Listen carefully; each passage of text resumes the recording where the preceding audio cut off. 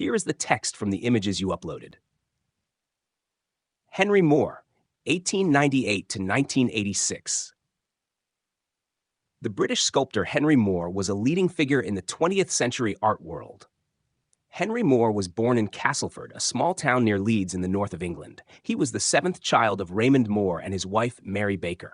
He studied at Castleford Grammar School from 1909 to 1915, where his early interest in art was encouraged by his teacher Alice Gostick.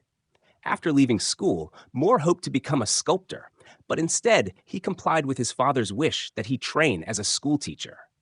He had to abandon his training in 1917 when he was sent to France to fight in the First World War.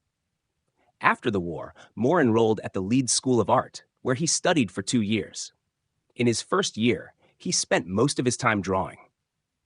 Although he wanted to study sculpture, no teacher was appointed until his second year. At the end of that year, he passed the sculpture examination and was awarded a scholarship to the Royal College of Art in London. In September 1921, he moved to London and began 3 years of advanced study in sculpture. Alongside the instruction he received at the Royal College, Moore visited many of the London museums, particularly the British Museum, which had a wide-ranging collection of ancient sculpture.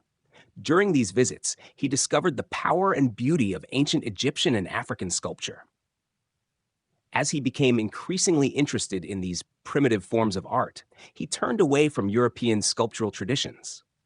After graduating, Moore spent the first 6 months of 1925 traveling in France. When he visited the Trocadero Museum in Paris, he was impressed by a cast of a Mayan sculpture of the rain spirit. It was a male reclining figure with its knees drawn up together and its head at a right angle to its body. Moore became fascinated with this stone sculpture, which he thought had a power and originality that no other stone sculpture possessed. He himself started carving a variety of subjects in stone, including depictions of reclining women, mother and child groups, and masks. Moore's exceptional talent soon gained recognition, and in 1926, he started work as a sculpture instructor at the Royal College. In 1933, he became a member of a group of young artists called Unit 1. The aim of the group was to convince the English public of the merits of the emerging international movement in modern art and architecture. Around this time, Moore moved away from the human figure to experiment with abstract shapes. In 1931, he held an exhibition at the Leicester Galleries in London. His work was enthusiastically welcomed by fellow sculptors, but the reviews in the press were extremely negative and turned Moore into a notorious figure. There were calls for his resignation from the Royal College, and the following year, when his contract expired, he left to start a sculpture department at the Chelsea School of Art in London. Throughout the 1930s, Moore did not show any inclination to please the British public. He became interested in the paintings of the Spanish artist Pablo Picasso, whose work inspired him to distort the human body in a radical way. At times, he seemed to abandon the human figure altogether.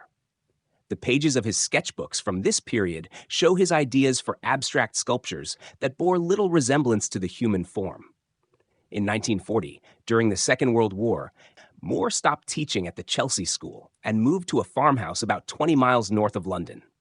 A shortage of materials forced him to focus on drawing. He did numerous small sketches of Londoners, later turning these ideas into large colored drawings in his studio. In 1942, he returned to Castleford to make a series of sketches of the miners who worked there.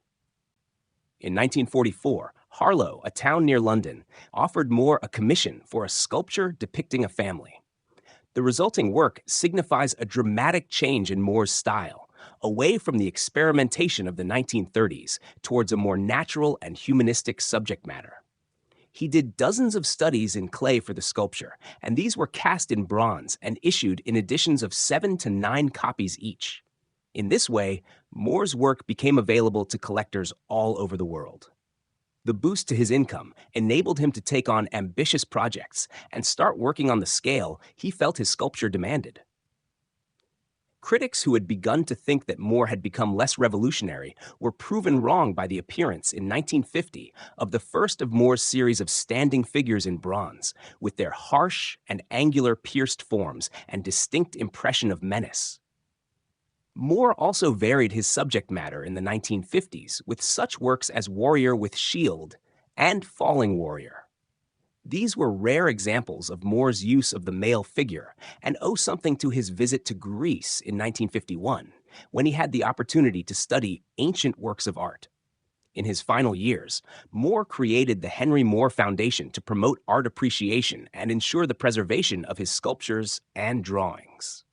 He died at the age of 88, leaving behind a substantial legacy as one of the most significant sculptors of the 20th century. Note: Mayan, belonging to an ancient civilization that inhabited parts of current-day Mexico, Guatemala, Belize, El Salvador, and Honduras.